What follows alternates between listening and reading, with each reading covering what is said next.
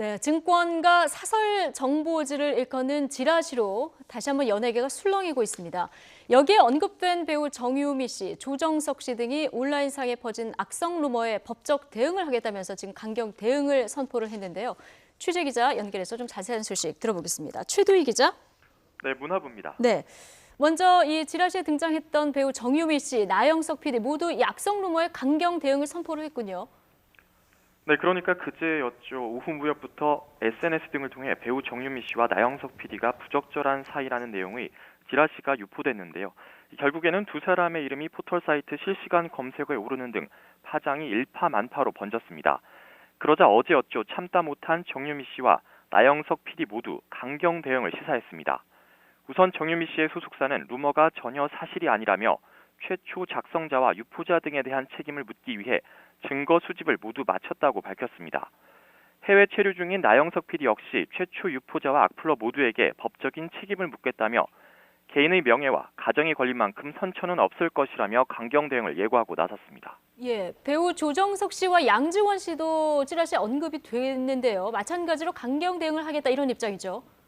네, 그렇습니다. 배우 조정석 씨도 걸그룹 스피카 출신의 양지원 씨와 찌라시를 통해 연문설이 번졌는데요. 마찬가지로 두 사람 모두 루머를 부인하는 입장을 냈습니다.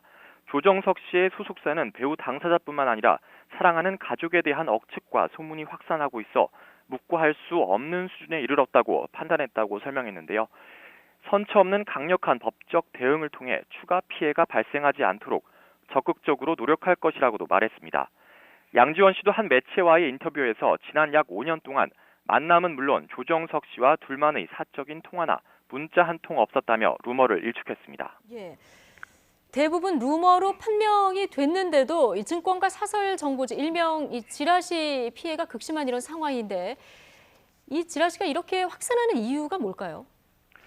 네, 아무래도 지라시엔 익명이 아닌 실명이 적혀 있다 보니 해당 연예인들은 이미지에 큰 타격을 입게 되는데요. 여기에 이 내용을 사실이라고 믿는 악플러들이 악성 댓글로 해당 연예인을 공격하고 더 나아가 해당 연예인의 가족, 지인들까지 충격을 받게 된다는 데 문제의 심각성이 있습니다. 지라시는 원래 증권시장에서 동향 파악을 위해서 관계자들끼리 주고받는 정보지였습니다. 하지만 인터넷 시대가 열리면서 일반 대중들까지 이 지라시 작성에 뛰어들게 됐는데요. 전문가들은 우선 일반인들이 연예인 사생활에 대한 소문을 퍼뜨리는 것에 대한 죄책감이 거의 없다는 점을 확실한 이유로 꼽습니다. 물론 지라시를 작성하고 유포하는 행위는 법적 처벌이 가능합니다.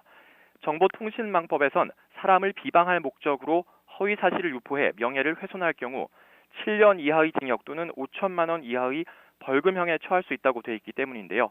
하지만 피해 연예인이 강경 대응을 선언했다가 결국 나중엔 선처해주는 경우가 종종 있다 보니 향후엔 더 강경한 처벌이 필요하다는 지적도 나오고 있습니다. 지금까지 문화부에서 YTN 최두희입니다.